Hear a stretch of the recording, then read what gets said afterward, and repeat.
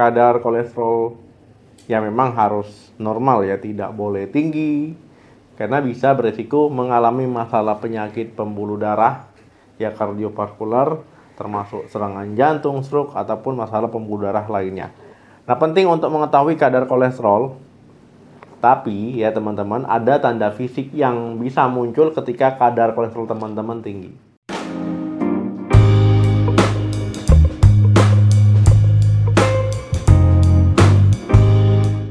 Halo, assalamualaikum warahmatullahi wabarakatuh. Memang untuk mengetahui kadar kolesterol kita lebih efisien, ataupun lebih efektif, yaitu kita ke lab, cek darah, yaitu untuk menggunakan darah tersebut untuk melihat kolesterol kita normal ataupun tinggi, ya, baik kolesterol jahatnya, kolesterol baiknya, kemudian trigliseridnya, ya itu bisa dilihat. Atau pakai alat portable mandiri.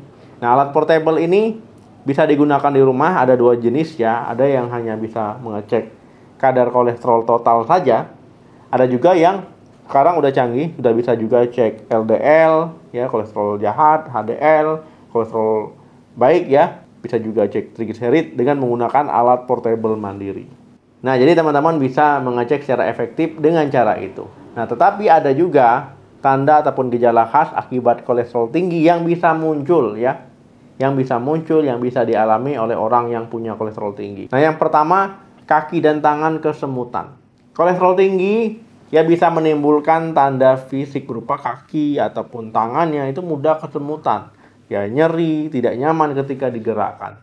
Nah, ini terjadi karena penumpukan kolesterol mempersempit pembuluh darah ya di kaki, di tangan, ya ataupun dimanapun, sehingga mengurangi pasokan aliran darah yang kayak oksigen ya ke situ. Akhirnya apa?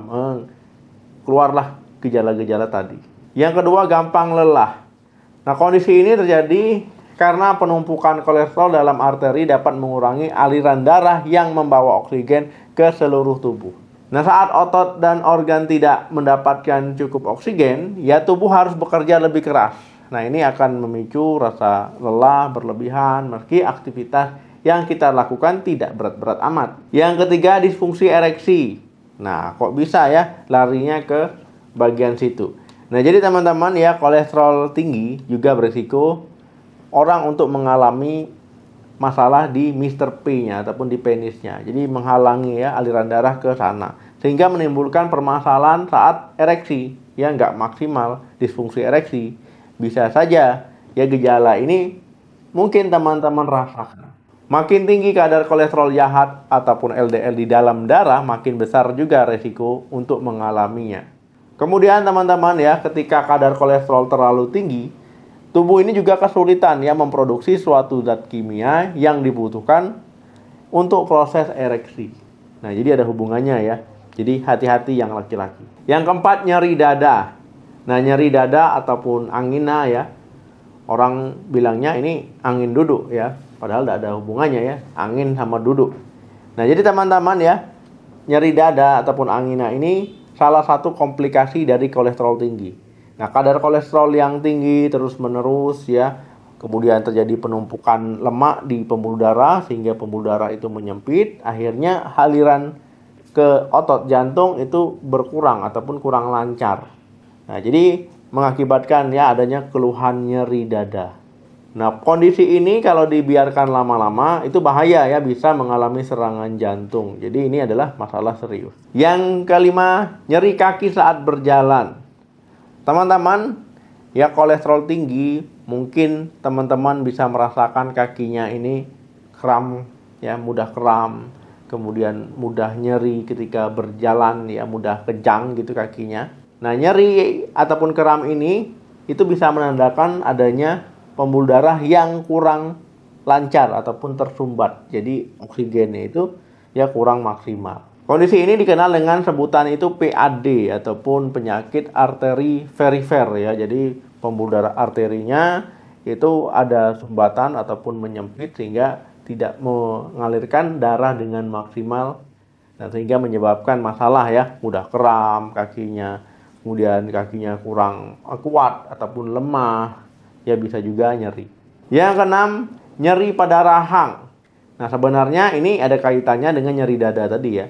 nyeri dada menjalar ke rahang, menjalar ke tangan kiri, tembus ke punggung ya, ataupun nyeri dada disertai dengan seperti himpitan benda berat. Nah, itu adalah gejala khas dari masalah jantung ya.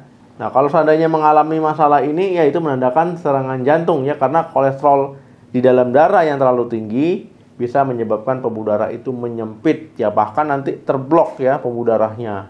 Sehingga apa? Sehingga teman-teman aliran darah ke otot jantung jadi tidak lancar. Kalau mengalami hal ini ya, misalkan nyeri dada, kemudian sampai keringat-keringat dingin, keringat jagung gitu, ya nyerinya tembus ke belakang, ya itu sebaiknya langsung bawa ke IGD ya, jangan ke praktek dokter ya, langsung bawa ke IGD. Karena ini adalah kondisi yang gawat darurat. Yang ketujuh, santoma. Nah, santoma ini benjolan kecil ya di bawah kulit, ya kecil-kecil berwarna kuning ya. Ini menandakan pertumbuhan lemak ya, ataupun gumpalan lemak ya di bawah kulit. Nah, ini bisa di tangan, di kaki, di bokong, sekitar mata ya. Nah, jadi bisa di siku, bisa di lutut, di mana saja. Nah, ukuran santoma ini beda-beda ya, ada yang kecil-kecil, ada yang lumayan agak besar. Nah, santoma ini tidak menimbulkan rasa sakit ya, tapi bisa rasanya itu agak gatal ketika disentuh. Nah, jadi teman-teman ya penting untuk rutin ke dokter untuk cek masalah kesehatan ataupun medical check up. Nah, gejala yang disebutkan tadi ya, ketika memang tubuh teman-teman sudah mengalami kolesterol tinggi, biasanya dalam jangka waktu yang lama ya, baru menimbulkan gejala-gejala tadi. Nah, untuk mengetahui secara pasti memang ya harus dicek ke lab ya, dicek pemeriksaan fisik ya, pemeriksaan penunjang tadi, yaitu untuk mengetahui secara pasti. Nah, untuk ciri-ciri tadi juga penting untuk dikenali supaya untuk mencegah ya masalah serius, misalkan serangan jantung ya ataupun stroke.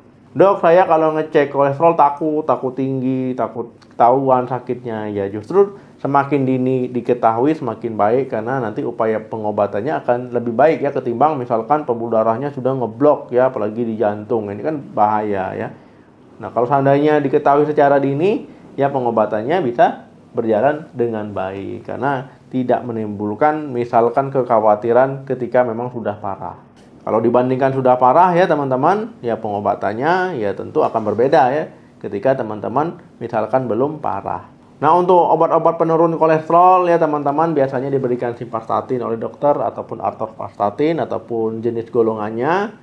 Nah, kemudian selain obat-obatan, ya disarankan perubahan gaya hidup yang sehat, yang mulai olahraga teratur 30 menit, 150 menit per minggu. Kemudian konsumsi makanan yang sehat, ya makanan yang rendah lemak, ya jangan makanan yang tinggi kolesterol. Nah, jadi jangan udah parah baru berobat, penting untuk cek kadar kolesterol ya paling tidak 6 bulan sekali, apalagi ya beresiko ataupun usia di atas 30 tahunan. Oke teman-teman, terima kasih yang sudah nonton video sampai habis. Jangan lupa di like, di share, subscribe channel ini. Semoga kita selalu diberikan kesehatan, semoga kita selalu dimurahkan rezekinya. Amin. Sampai ketemu lagi di video saya selanjutnya. Salam sehat, sampai jumpa.